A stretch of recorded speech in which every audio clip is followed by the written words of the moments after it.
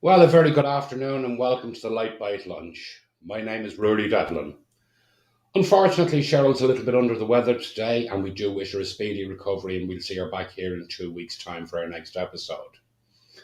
So, today is National Carrot Cake Day, it's World Optimism Day, and it's World Read Aloud Day. Not to be confused with World Reading Day, which happens in March. So, joining us on the show today, we have two fabulous guests. Already ready to jump in from backstage, we have Lynda Coogan from A Glass of Wine. And also joining us in a few minutes will be John Maher, author, polyglot, and knowledge base. So, before we actually kick off, I want to let each of our guests tell us a little bit about themselves. So, Lynda, we'll start with you. Why don't you tell us a little bit about who you are and what you do? Well, good afternoon, Ruairi, and thanks a million for having me on the show today. It is great to be here. So, who am I and what am I all about? Well, my name is Lynda Coogan, and I am a wine expert based in Dublin.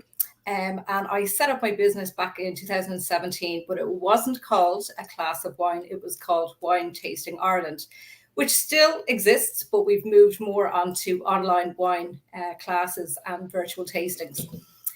And which was quite handy when the pandemic hit because we had a different stream to our bow, and we pivoted.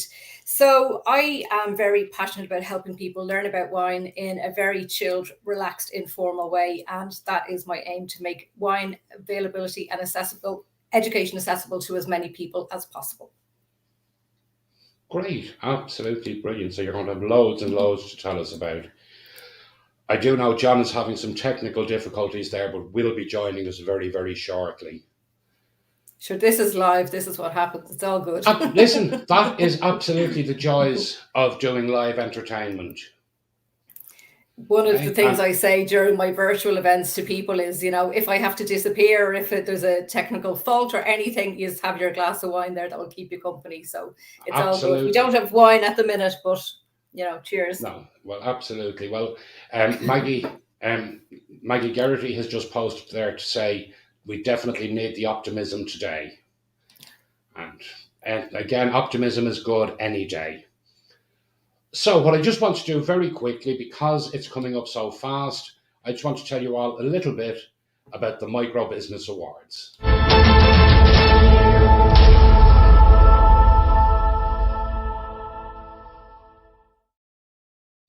Yes, indeed, the Micro Business Awards are upon us again. They come around so fast every year, and there is only a week left to get your entries in. So I'm just going to take a minute to run through the categories, because I've had a number of messages, people asking me to clarify who fits in what category. So the first one, and one that is probably most prevalent in the current climate, is reinvention with attitude. So, has your business had to pivot or reinvent itself, either through the pandemic or your customers' needs? How have you managed to keep up? Then we have the Making Business Better star. And this is for the business support people. So maybe you have find a mentor, someone who offers training. Maybe you just have that go-to person who is the one who constantly keeps you on track and says to you, look don't give up, you've got this. Maybe you're using a PA, and that's where it's helping for you, a virtual PA. So if you know who the Making Business Better star is, you can enter for them as well. As we all look towards a better environment for our future, we have the Planet Champion, Green Champion. Does your business have a green initiative? Maybe you're reducing your waste packaging. Maybe you've made your business totally paperless. Or you might sell green products. Tell us about it, and you could be our Green Champion. Then we have artists, artisans, and makers. This is for your creatives. So it doesn't matter whether you're knitting, kitting, baking, or making. All aspects of the crafts are included here. So maybe you're a printer, a potter, or even a candlestick maker. Let us know and let us share the news about you. Now, as a nation, we love to talk about food. And this is where our food and drink heroes come in. We're looking for the finest micro food and our drink hero across the country. Maybe they're growers, they could be producers, They might be people who pack hampers and everybody in between. It doesn't matter whether it's pet food or pasta, cupcakes or something to wash it down, then the food and drink heroes is the category for you. If you'd like to be the young entrepreneur, you should have been under 35 on the 1st of January 2022. We all love the fact that events are coming back, and we have, of course, are looking for an event expert. Now, events come in all shapes and sizes, so it doesn't matter whether you're an event planner or one of the many aspects that make up a successful event, i.e. entertainment provider, hair, makeup, photographer, videographer, MC, venue, eventware, printers. This category covers all of you. Could you be the next event expert? One of the things we've learned through COVID is about moving businesses online. And with the growth in online shopping, we want to find that online trading superstar who shines brightest. Do you know what business this is? Anyone will tell you if you want to start up a business and be a startup star, it's going to be a challenge. Doing so in a pandemic is just one extra curveball to make life interesting. So to qualify as a startup star, your business must have commenced since the 1st of January 2021. Then we move on to the business with purpose, giving back. This can be holistic therapists who give a huge amount of sanity back to us, or maybe it's a business or community group who give back to the community. It doesn't matter whether you're a community conscious business, a theatre group, first responders, any type of community service, in fact, who provide an unpaid service in the community. Well, many people will tell you that life begins at 40, but experience at 50. And that's why we created the Over 50s Club. We want to recognise and harness that experience and wealth and knowledge. Then this is your space. So have you a story to tell? Then we get to the digital genius. What story does your social media tell? Whether Twitter or TikTok, Facebook or Instagram. Does your interactions give a true reflection of your business? Could you be the digital genius? We're nearly there, folks, I promise you. We have the website innovator, and that's the people who design the website. So we don't want to know who has the best website out there. We want to know who's the person who actually put the time in and created it. Maybe that's you yourself. Maybe you brought a company on board. This is your chance to say thank you to that person. Do you feel they went above and beyond? So enter them for the title of Website Innovator 2022. Then we have That's Entertainment. It's exactly what it says on the tin. Everyone who is in the live entertainment space, this is for you. And it doesn't matter. You don't have to be up front and center on the stage. You might be the man who sells the tickets. You might be the man who does the lighting, or woman. Sorry, let's be clear on that, man or woman. Right? Maybe you're a promoter. Maybe you're the theatre owner, the music venues, illustrators, sound stage. It doesn't make any difference. There's a category there for every type of entertainment you can imagine. For all of those categories, nominations close next Monday. So you don't want to miss that. We also then have the People's Choice, and that's a public vote and is exclusively decided on public vote. So it's up to you to ask your followers to get out there and vote for you. And that is open until the 30th of August to enter the People's Choice. So how do you enter? If you're in Ireland, you go to the irishmicrobusinessawards.ie page and you just follow the link for enter. If you're in the UK and you're entering the UK awards, it's microbusinessawards.co.uk. And again, just follow the link. The finals for the Irish Awards will be held in the Osprey Hotel on the 10th of October, and the UK finals date still to be confirmed. But before that, before we have the Ireland and UK finals, we're actually all going to be going to Scarborough, because for the 2021 Ireland and UK finals are in Scarborough on the 24th of March. And we will have an extra show coming from Scarborough on that day. So that's a little bit more about the awards. You have some idea of what's coming up, so do get your entries in now.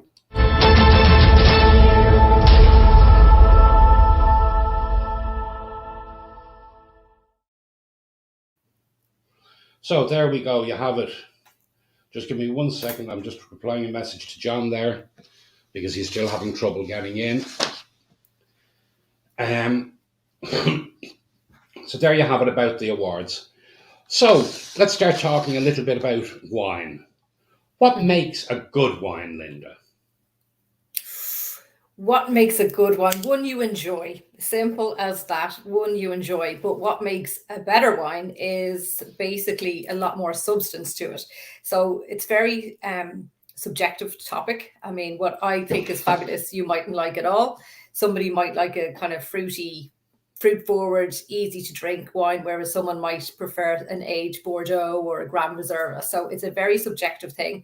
So what makes a better quality wine, I think, is getting to know the type of grape and regions that you like, and slowly moving up in quality slightly. So what you get for your money should be more complex, have more intense aromas and flavors. And the main thing that I always know from tasting wine blind would be, not blind, I mean, covering up the wine bottle, not covering my eyes, tasting it and seeing if I can get aromas. Are there layers to it? Is it not just straightforward fruit? Is there spices? Is there different elements? And might there be some oak influence or anything like that? And then when you taste it, it has structure to it.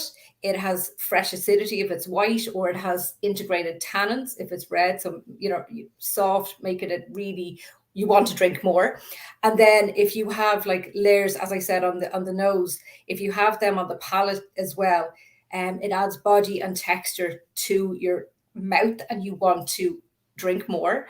And the main thing then is the finish, how it lingers, how long it lingers on your tongue, on your palate, means it should be a better quality. The more cheaper, inexpensive wines, bigger supermarket brands that you get below €10 won't have very complex notes, and they're easy drinking, supposed to be drunk in the first year of when they're made.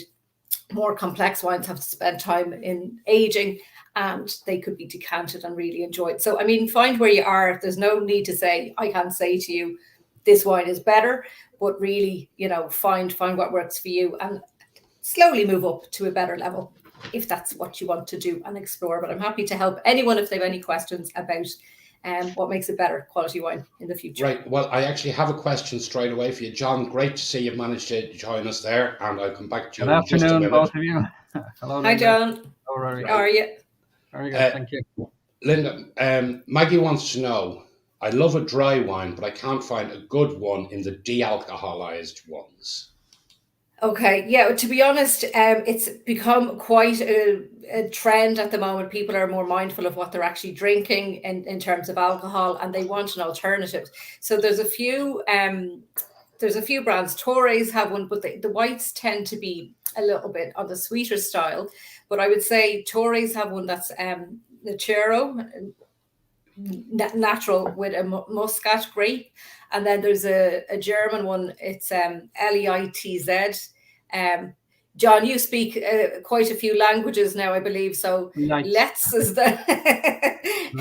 Let's is a lovely, they have a white, a rosé and a sparkling wine, and they would be a really good brand that I was saying to Ruairi earlier on that I'm having as much of a dry February as I can, and they are the ones that I'll be doing.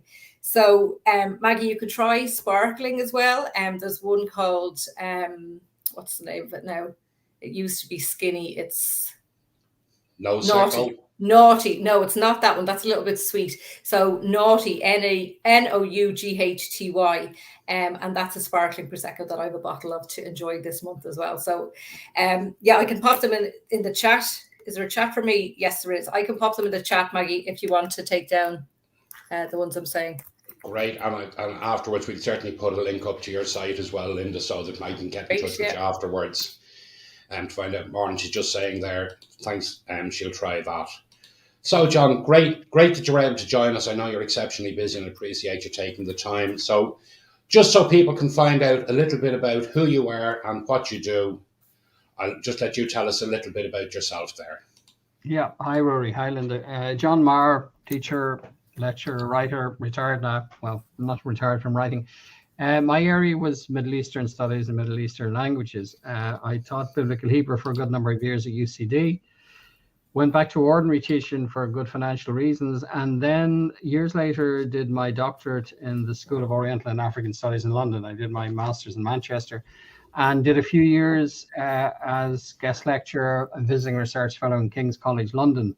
This is my published thesis. I mean, nobody much reads it. It's in lots of libraries. It's called Slouching Towards Jerusalem, and it really is it's about reactive nationalism in the Irish, Israeli, and Palestinian novel. Reactive nationalism basically is somebody coming over the fence at 3 a.m. and you hit them, as opposed to very ideological stuff. And so it's really about novels. I'm a novelist, and it's less kind of highfalutin literary and more, nuts and bolts. And I would have met a number of these writers, Irish, Palestinian, and Israeli, over the years.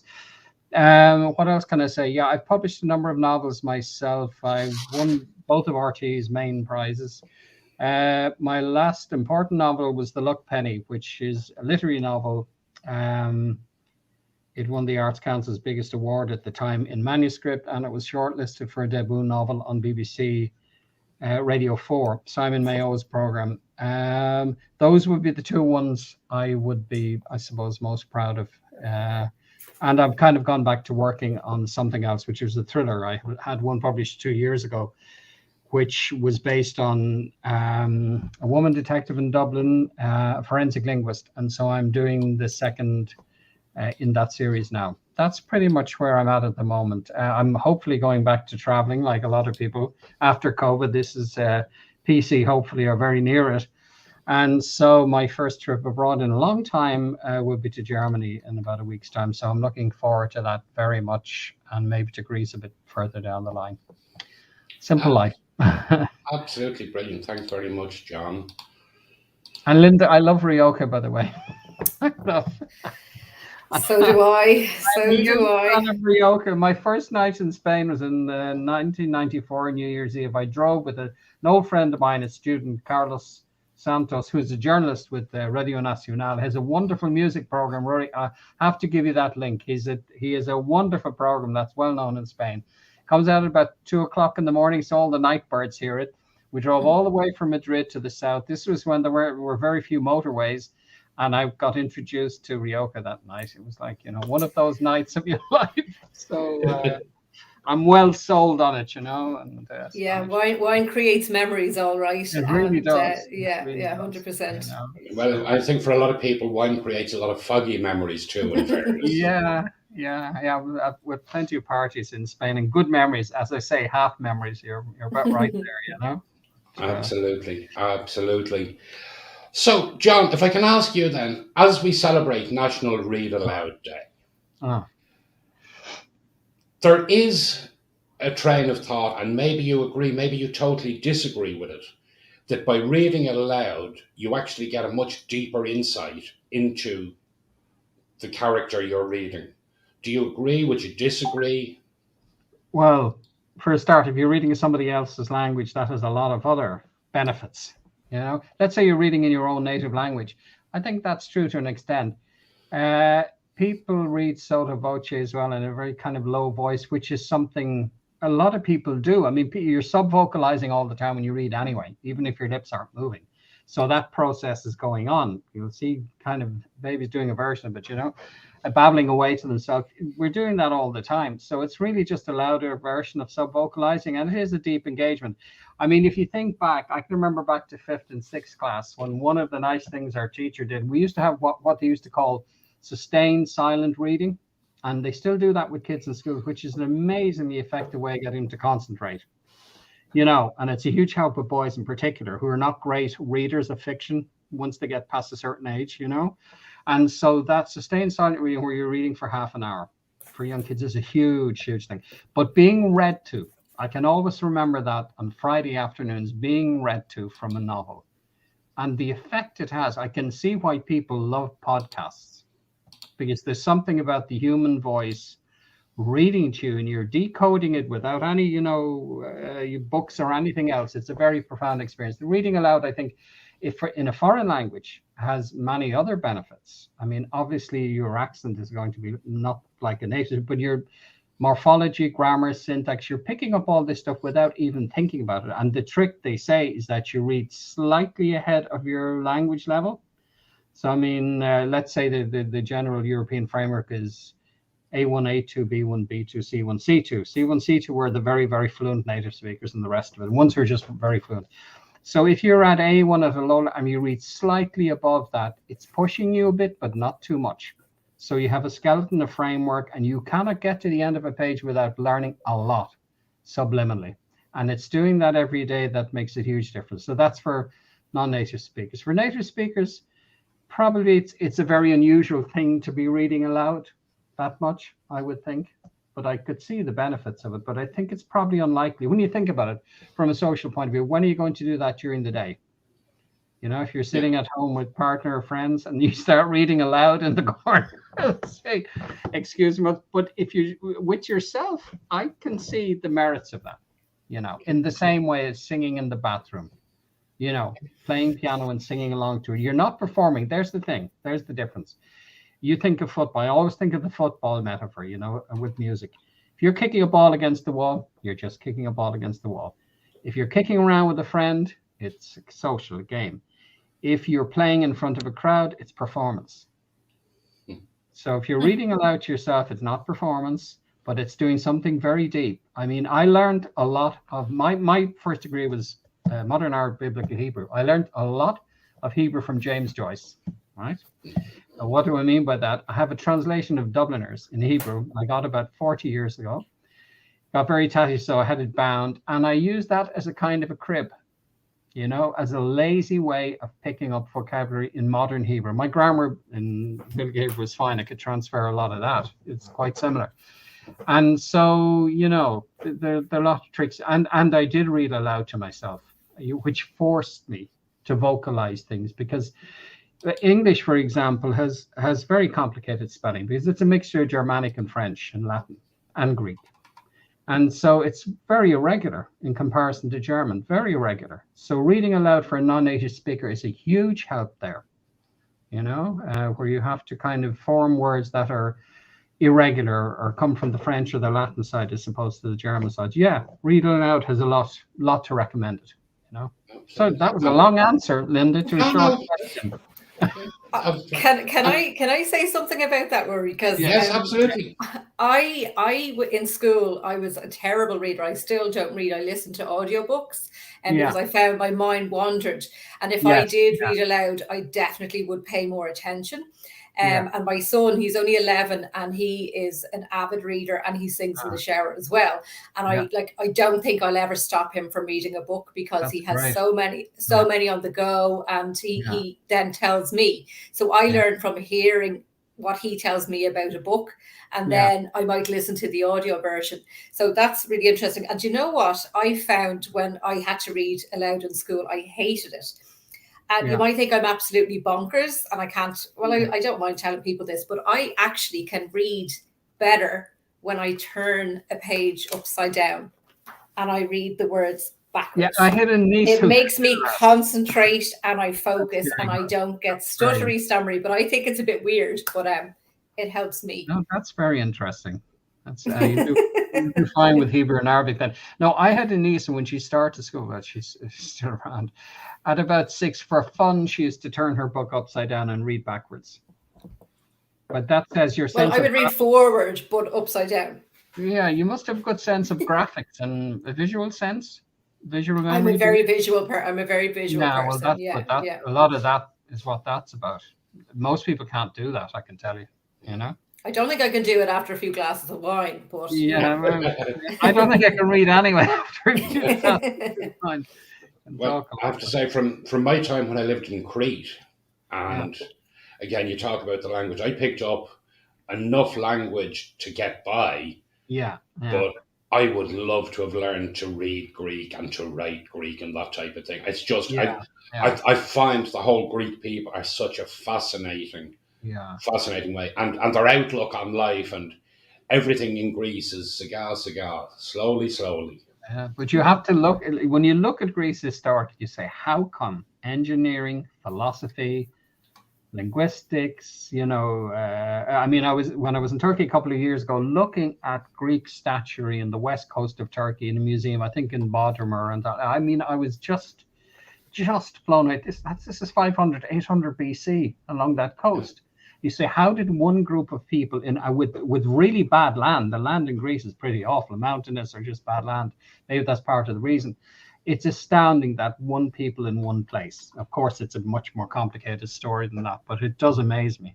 It does amaze me when I look at Greek history, Yeah, no, absolutely. Yeah. So, Valentine's Day is fast approaching. All right. Lynda, I'll be in Germany. So, Lynda, I'll fire this one over to you. Right. I was thinking of the 5 love languages, or whether you like receiving or what are they again? Receiving, affirmations, gestures. I can't remember the 2. Anyway, I like receiving, just in case anyone wants to buy me anything for Valentine's Day. But I also love gifting. So I just put together actually a list. Ruairi, again, I'll share this with you so you can share it with any links and that for people. It is a gift guide for wine lovers and lovers of wine. And there's 15 gifts, and only one of them is a bottle of wine, suggesting a bottle of wine. The rest are actually things that you mightn't think of, like a personalized cheese board made from slate, or just a fun day out that people could do themselves with paint and Prosecco, virtually or in person now, and just lots of ideas. Because for me, Valentine's, yes, of course, it's a Hallmark day and all the rest, but I say, like, treat yourself, do something nice. If you're not in a relationship, love a Valentine's Day for all the single girls that want to celebrate it together. But for me, it's just like, it's so what? It's something to celebrate, something to do fun. And I will always make an effort, and I will always open up a more of a treat bottle of wine, glass of bubbles as well. And why not give it a whirl and indulge. It's a sensual day, all about pinks and reds, and a bit of rosé, a bit of sparkle, a bit of bubbles in your life. So singletons, go and treat yourself to something lovely. And if you're in a couple, or you want to gift a friend even, or a parent to show your love on Valentine's, then I have a cool gift guide as well that has like 15 different gifts. I'm not forgetting, of course, a gift of a glass of wine is always a good gift. Yeah, well, like, that's the ultimate gift in this gift guide, of course, So we have. I created a bundle for Valentine's, but it's for all year round, really. And you get like 6 bottles of wine delivered to your door, classic grapes from classic regions. You get access to the Back to Basics self-study online wine appreciation course that I created during the pandemic in order to pivot the business. And you also get access from February to June to our live virtual wine tastings as well. So that's 219, but people can pick and choose parts of that if they just want something starting at €15. So there's something for everyone with that, but there's also highlighting lots of Irish businesses in my gift guide as well. So hopefully people find it useful. Absolutely. And you mentioned there about the pivot after COVID. The fact that it is Optimism Day, is there fear or is there excitement now that COVID looks to be nearing an end? I'm not going to say it's over, because I believe there's still a long road ahead. I think you're right there. But we have to keep an optimistic view on it, especially on World Optimism Day. We have to keep an optimistic view. But yeah, I noticed an odd thing that you remember when we had different kind of pauses during the whole epidemic, when things kind of went up and down and all of that. I noticed an odd thing, it was like post-conflict syndrome or something like that. When people were let out a bit more or things were relaxed, people got a bit down, funnily enough, because it was almost as if you were allowed out to play but not to play. There was a glass, and it was and you said, well, how come we don't feel better because they've slackened the rules here? But I could see what it was, because people were still mistrustful. Even when I was on the train yesterday coming down from Dublin, I mean, nobody had to tell anybody to wear masks. They were all wearing masks. People are very wary. I spoke to a good friend of mine this morning. Both himself and his partner have COVID, and she's quite ill with it. So when you hear things and you say, well, this is not over, and people are getting it, and they are getting it seriously, So I think what has happened, if you ask me what I think has happened, I think governments quietly have decided on a strategy of acceptable level of sickness and, sorry to say it, death and the rest of it, because they've said they have to open up this, that, and the other. And you're not going to find much of this written down. I'm not remotely conspiracy theorist, but I think they've come to a conclusion that they have to open up. There's going to be some collateral damage, and people will have to look after themselves a lot in terms of taking care of them, and not in terms of when they're sick, but of preventing illness. I think that's where it's actually at, And I think personal responsibility has to play a huge part in this. Happening now, I think, at a great level, but it's not over. I don't think it's over, Sorry, go ahead. I interrupted you. No, you were finishing what you're saying. Sorry, John. Just Nabarro, I tend to hear, the WHO spokesman a lot, who speaks very clearly and practically, optimistically, but sensibly. And I've kind of listened to him a lot through the whole pandemic, Sorry, Lynda. No, not at all. So speaking of optimism, I am starting to get bookings for hen parties in person and that. So the next one I have is in 2 weeks' time. And the lady organizer has said that everybody is going to do an antigen test the day before and the morning of. And if anyone has it, they're not going to attend. And I said the same. So we're all in the same, take personal responsibility. But again, taking it, there's a little bit of fear with me in the business as well, opening back out to like, I could talk to anyone at any time, but when you're going to host something, you have to kind of go, well, I don't know these people, I don't know where they've been, and I have to trust that they're making the right decision by me.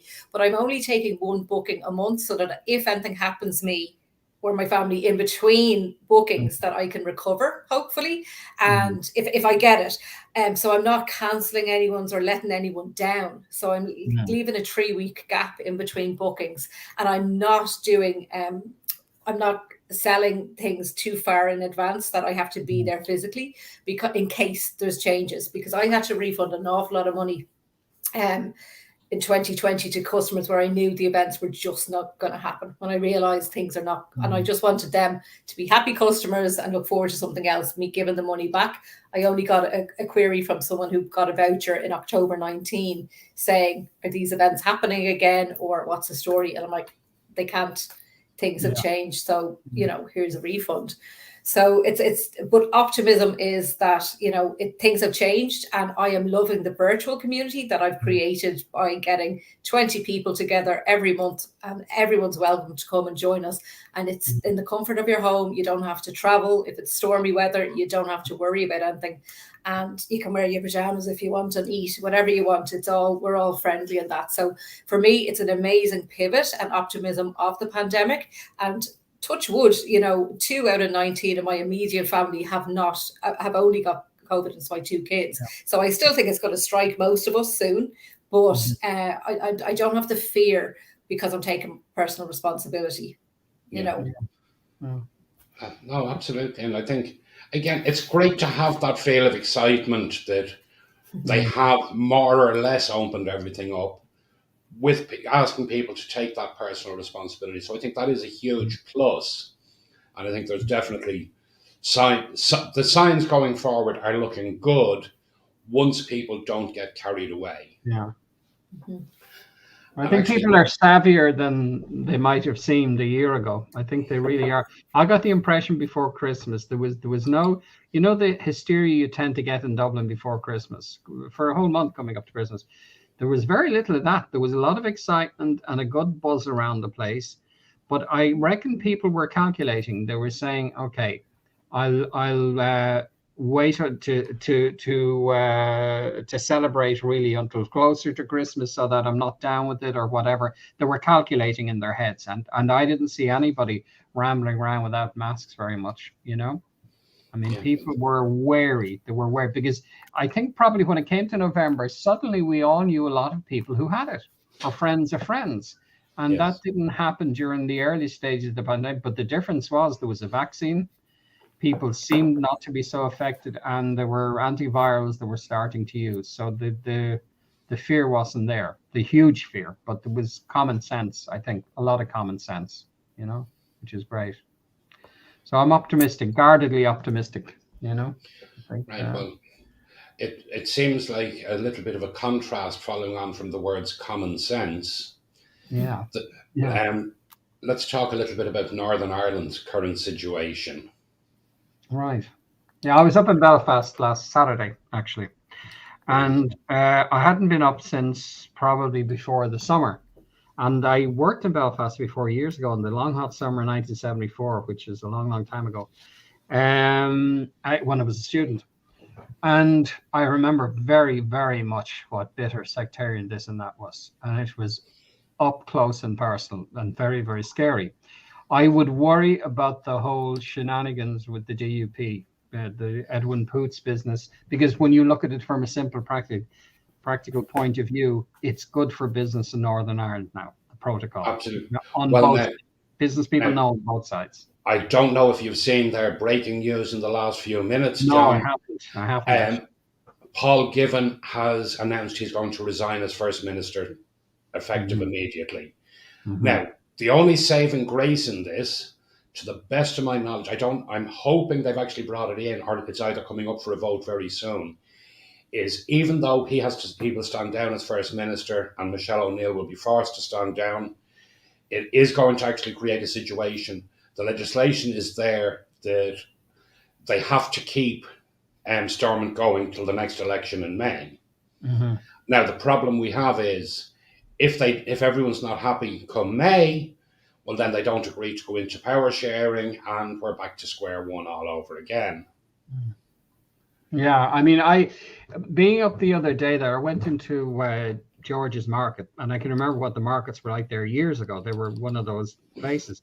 And it was just great to see people wandering around to stalls and buying bits and pieces, standing eating. And when I was getting the train back down, there was nobody except myself and another girl in the carriage. I said, this is extraordinary. When we got to Portadown, out of the blue, hundreds got on. Hundreds. And I'm not a huge sports fan. I missed the point. There was a football match on in Dublin, Armagh and Dublin. But the great buzz in it was, I hadn't seen that in years. I mean, these were hundreds of young people in particular. There were older people too, wearing just T-shirts in the middle of a cold day. But they were getting off very excitedly in Dublin to go to a match. CIE Northern Ireland Railways had laid on a late train. They could all go to the match, troop back down to Connolly Station and head back up to Portadown to Armagh and the rest of it. It felt so nice to see that.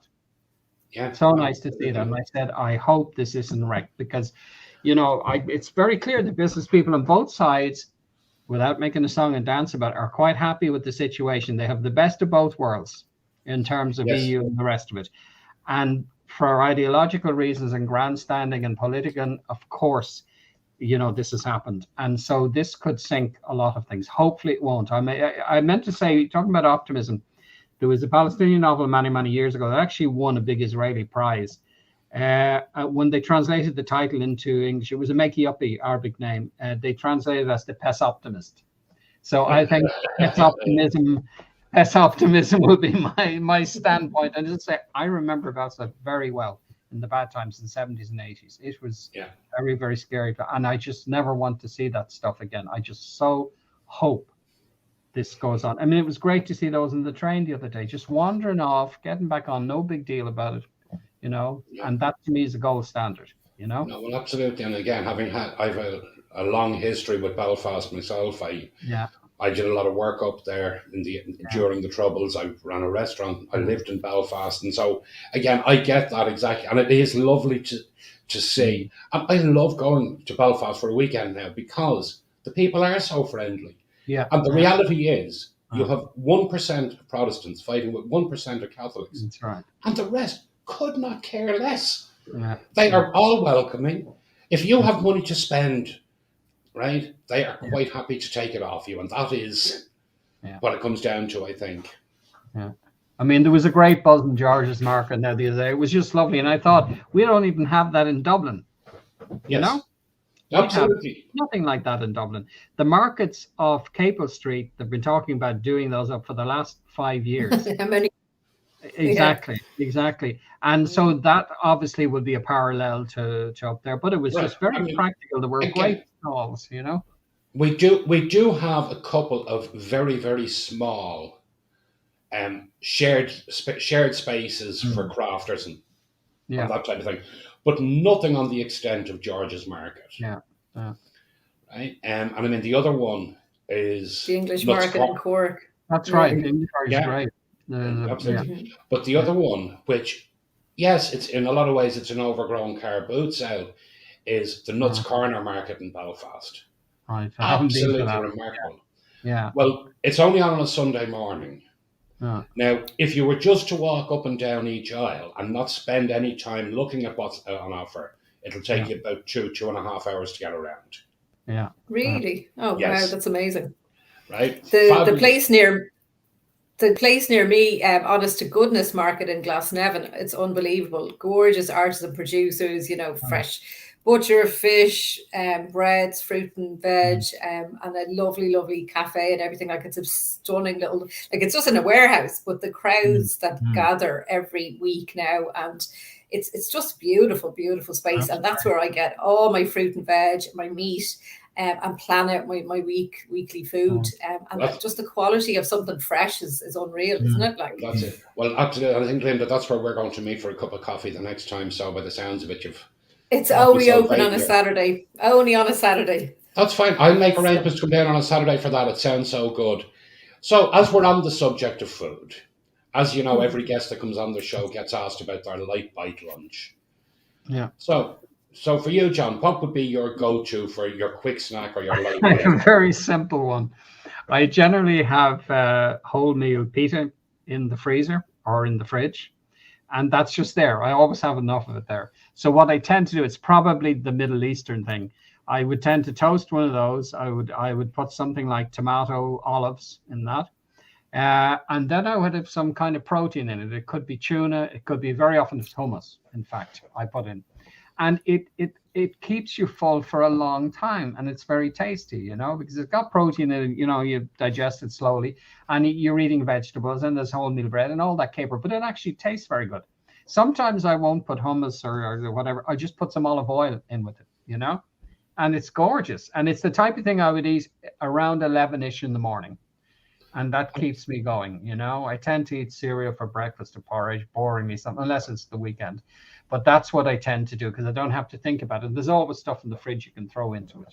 So that's my very simple. If it's the Dublin and I have time to kill and all the rest of it, I think I was mentioning that, Ruairi. There's an old Dublin confectionery, Gur cake, Chester cake, and Mhm. Gur cake was really the leavings of the bakery. Stuff that they bread, crumbs, everything they threw into it. And I can remember as a kid when I went swimming in town in Tower Street, you would get Gur cake after it. It was very filling, and I love that with coffee. And it's probably one of the worst things you could eat, possibly, but that's a treat. That's Yeah, more yeah, than cream cakes or anything. absolutely. And what about yourself, Linda? What's your go-to for a light bite lunch?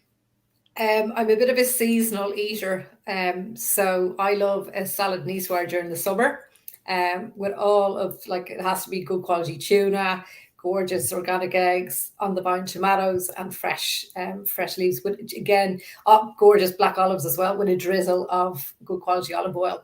So I don't eat that much, but I love to eat quality food that will Yeah, just that makes such a difference. Again, my winter light bite would be a roasted tomato and pepper soup with fresh basil and croutons. That's oh my little, yes. just all the little flavors like that. It just, delicious and warms you up.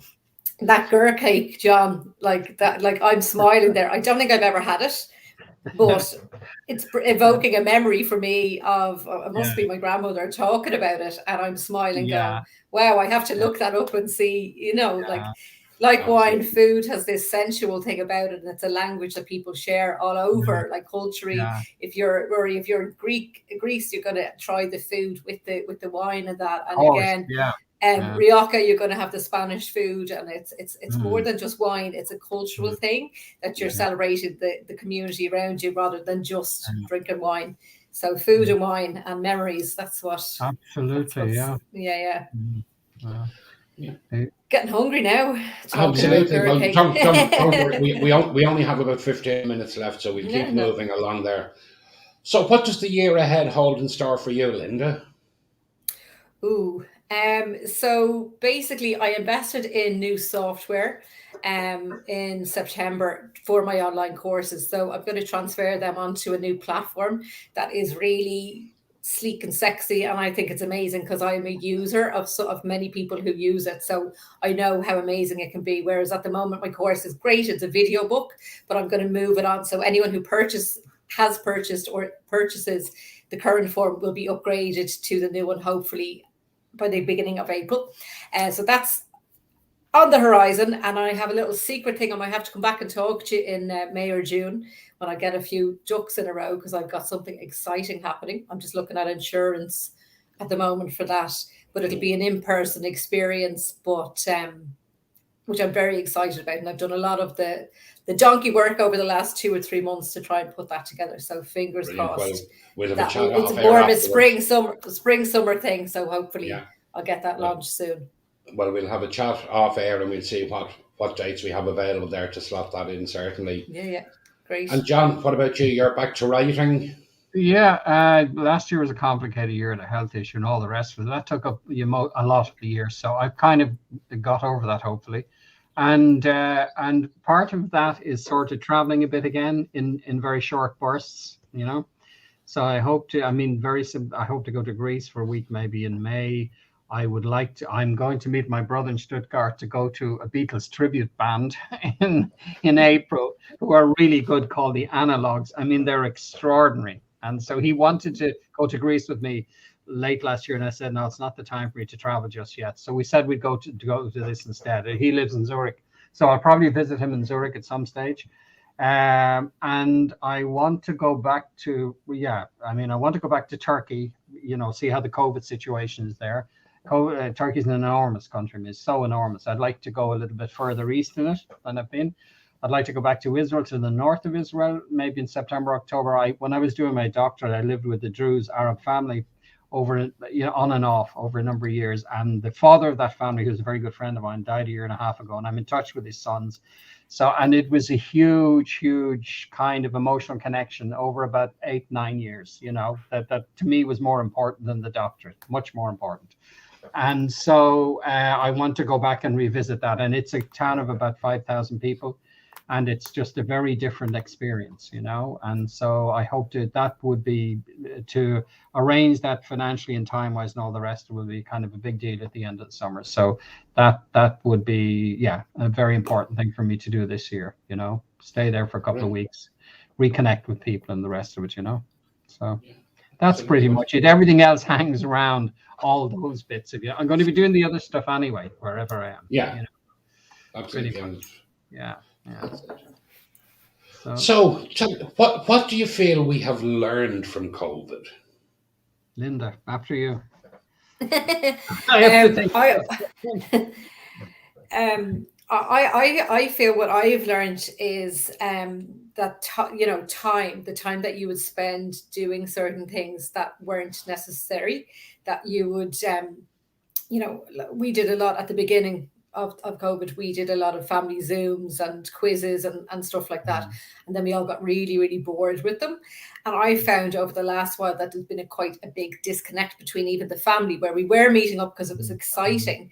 And we're still not fully meeting. No, I think we're meeting next week. The girls are catching up. But I found it change people. So I would be very extrovert, and I'm a little bit more introvert now, because I haven't been able to get out and just chat to neighbors, because you're aware, am I wearing a mask or not? So I suppose I'm conscious of being myself, but a little bit toned back in case people are not comfortable. And the fact that now, if I have to travel 8 hours to get to a venue, a castle at the other side of Galway, to do an in-person gig, that's 8 hours of my time that I could easily do something from home virtually. So I'm now offering people virtual and in-person, and obviously the in-person, my time 8 hours away from the kids now, where they're used to seeing me, I'm used to seeing them all the time. It's more precious. So I charge more for in-person events now, And that's just appreciate my own time and value. And they get an amazing experience if they have me in person, but they get a great experience too if it's online, because we make it fun and different. Now, it's not the same. It isn't the same, but it's an amazing alternative that has come about that I really, really enjoy. Okay. Did that answer the question? I'm trying to think. Did that answer the question? Well, yes, it did. Yeah. You learned the value of your time. Yeah. The value of my time. Yeah. What about yourself, John? Yeah, I think I learned, not that I was going around and buzzing around all the time. I think I learned to sit quietly in a way and read. I mean, that sounds such a simple thing. Just switch everything off. Just switch everything. I mean, yeah, that was a big thing. Switch everything off. Of course, using the internet more and online stuff and all of that. Yeah, I suppose I got more comfortable with that. When I sat down one time months and months ago and I said, what is it that really upsets people? Of course, depends on the person. And I thought what people really missed was randomness, really randomness. And what do I mean by that? Going into town and not planning anything, maybe vaguely meeting somebody at one, but saying, I like that coffee shop, I'm going to drop in there. All the randomness was gone. And because in the back of your head at the high times when things were really bad, you were calculating all the time. Risk to reward. Is this too risky? Am I putting myself in danger here, putting my family in danger here? And particularly before the vaccines, there was no fallback.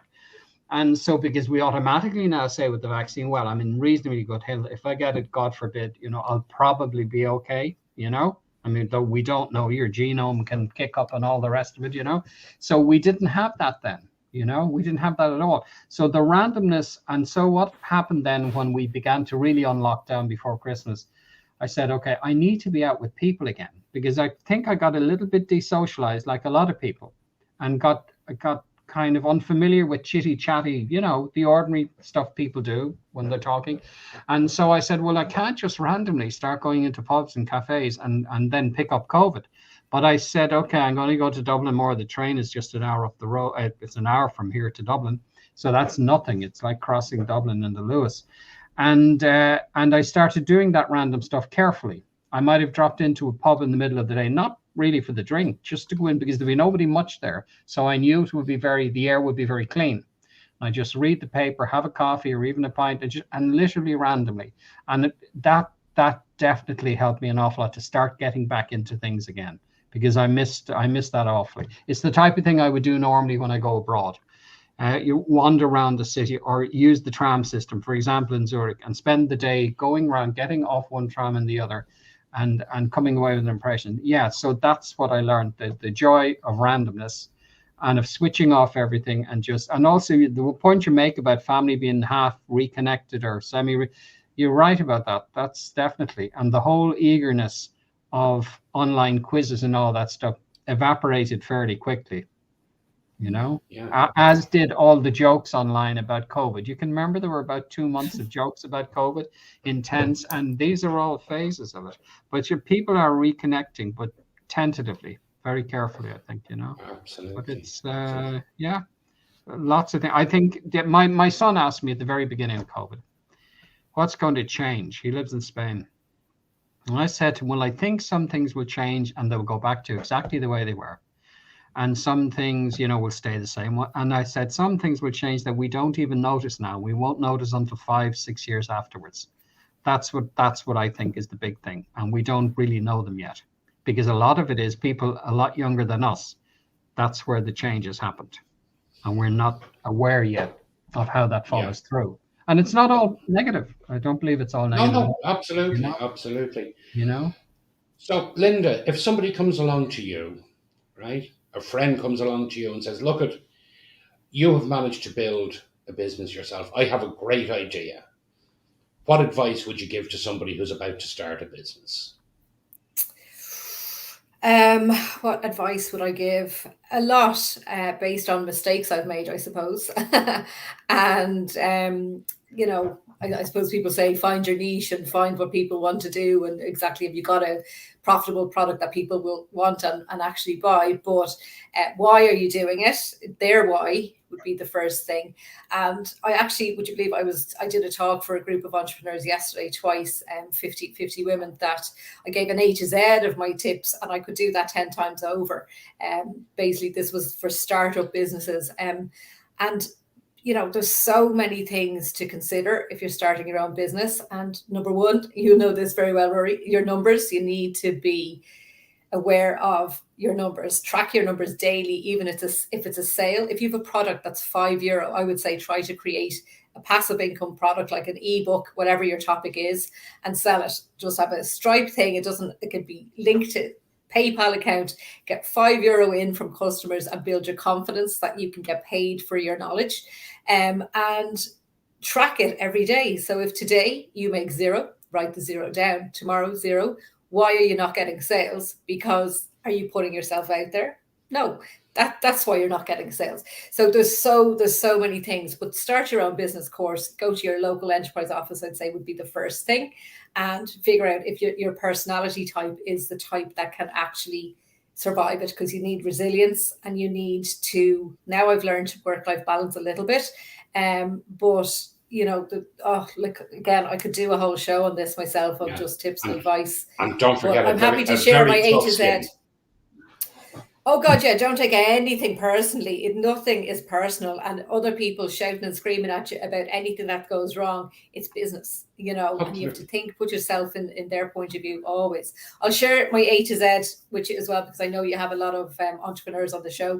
That's great. It's very useful, I have to say. I look at it as a reminder. I'll get a copy of it off you afterwards, and we'll get that out to everyone. Absolutely. Brilliant, thanks. And John, what about yourself? What advice would you give to somebody? Well, I'm not going to talk about business, obviously. So what I would talk about is writing. And I would think John McGahern said a number of times, I was on a workshop with him many years ago, and he was really extraordinary. But he said, he admired anybody who finished a book, who just finished a book, all right, who wrote it from the beginning to the end. I would say work every day, whenever you can, at your best point, whether that is 6 a.m. Maeve Binch, she used to do this. And she didn't have children knocking about. She used to write at 6 a.m. before she went into work for the Irish Times in London. That's how she started off. That was her golden hour or two, right? Because she was fresh then. And really her journalism was her second wind. That's the way she worked it. Now that might be 10 at night. A lot of women work when the kids are in bed. That's their golden hour or two, if they have the energy to do it. A lot of people work at 6 o'clock in the morning and so on. Just work every day. Number 2 would be, Stephen King would say, read. And so people who want to work in a genre get to know the genre, very, very well. See what's there. Not necessarily because you know the trends, because as they say, when you spot the trend, it's probably already too late. But just to see how people do things, And you're reading, a writer is reading. Of course, they're enjoying it like anybody normal. But there's a level at which they're an electrician watching another electrician work.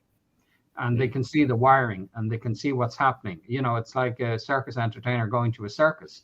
Right? They're curious about how things are done. So part of them is outside the loop, watching it in an object. So be aware of that. How did she get that effect? And why did that paragraph move me so much? What was it? Were there a couple of words repeating? What was it? And so I would say that basically write, continue, finish, and read. The rest is business, really. Brilliant. Well, listen, unfortunately, the clock has caught up on us and we're almost out of time. So, John, if anyone is looking to get in touch with you to... my website I took down last year. So I'm afraid if they just put John Maher, Maher, into Amazon, they're going to come up with a couple of the books there, Brilliant. And Lynda, if anyone wants to get in touch... Until the website gets going again, Yeah. And Lynda, anyone that wants to get in touch with yourself... www.winetastingireland.com, or pop me an email at info@aclassofwine.com. Right, and Maggie's just Thanks, saying... Maggie. Right, well, listen, thank you both so much for your time today. I appreciate how busy you both are, and I really do taking you the time to come and join us and share a little bit of your story with our listeners. That's the show for today, folks. We will be back in 2 weeks' time with another panel of guests and another range of topics, and we look forward to seeing you then. Good afternoon. Thanks, Rory. Thanks a Thanks, million. Lynda.